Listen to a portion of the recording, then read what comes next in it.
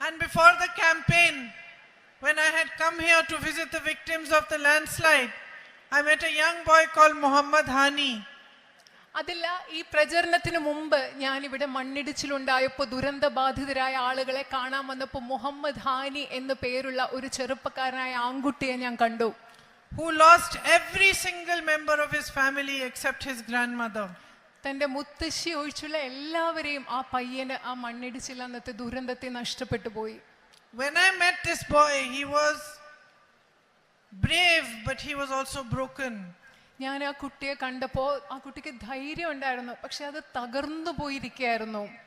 For 6 hours during the landslide with the flooding waters, he had held on to his mother trying to save her life.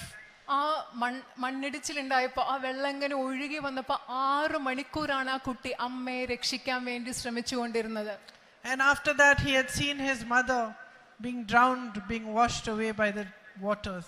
അതിനുശേഷം വെള്ളത്തിൽ സ്വന്തം അമ്മ ഒഴുകി പോകുന്നത്, മുങ്ങി പോകുന്നത് കണ്ടുകൊണ്ടിരുന്നു ആ കുട്ടി. But when I came back for the election campaign and I was sending him a message asking him what are his hobbies, because I thought after the election I'll send him something. അതിനുശേഷം election പ്രചരണത്തിന് ഞാൻ ഇവിടെ വന്നപ്പോൾ ആ കുട്ടിക്ക് message അയച്ചിട്ട് ഞാൻ ചോദിച്ചു എന്താ ഇഷ്ടമുള്ള കാര്യങ്ങള്, ഹാനിയുടെ വിനോദമൊക്കെ എന്താ. അത് കാരണം ഞാൻ എന്തെങ്കിലും ഒരു സമ്മാനം ആ കുട്ടിക്ക് കൊടുക്കാൻ വേണ്ടിയാണ് അത് ചോദിച്ചത്. This young boy who had lost everything just 4 months ago sent me a message back saying my hobby is helping those who are suffering. ഈ ചെറുപ്പക്കാരനായ ആൺകുട്ടി 4 മാസങ്ങൾക്ക് മുമ്പ് ജീവിതത്തിൽ എല്ലാം നഷ്ടപ്പെട്ട ആൺകുട്ടി എനിക്ക് എന്താ മെസ്സേജാണ് തിരിച്ചയച്ചതെന്നറിയാവോ? എൻ്റെ വിനോദം എന്ന് പറയുന്നത് ആളുകളെ സഹായിക്കലാണ്. അതാണ് ആ കുട്ടി എന്നോട് പറഞ്ഞത്. Not only is he brave, but he has a heart of gold. He is compassionate.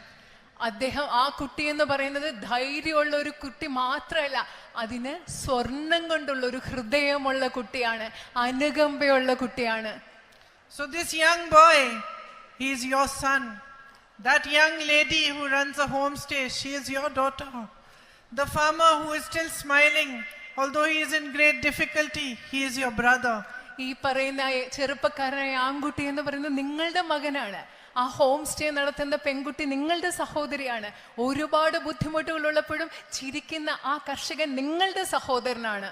And to me, these beautiful people with simple hearts but a clear understanding of human beings, of life, and of what is right and what is wrong, they are the people of India.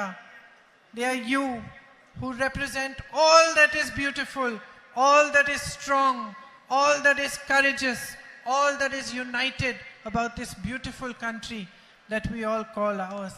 എന്നെ സംബന്ധിച്ചിടത്തോളം ഈ ലളിതമായ മനുഷ്യർ, ലളിതമായ ഹൃദയമുള്ള പക്ഷെ ധൈര്യമുള്ള സ്നേഹമുള്ള ഈ മനുഷ്യരെന്ന് പറയുന്നത്, നിങ്ങളുടെ ഇടയിലുള്ള ഈ മനുഷ്യരെന്ന് പറയുന്നത്, ഈ രാജ്യമായ ഇന്ത്യയിൽ എന്തൊക്കെയാണോ മനോഹരമായിട്ടുള്ളത് അതിനെ ഒക്കെ പ്രതിനിധാനം ചെയ്യുന്ന മനോഹരരായ മനുഷ്യരാണ് നിങ്ങൾ ഓരോരുത്തരും.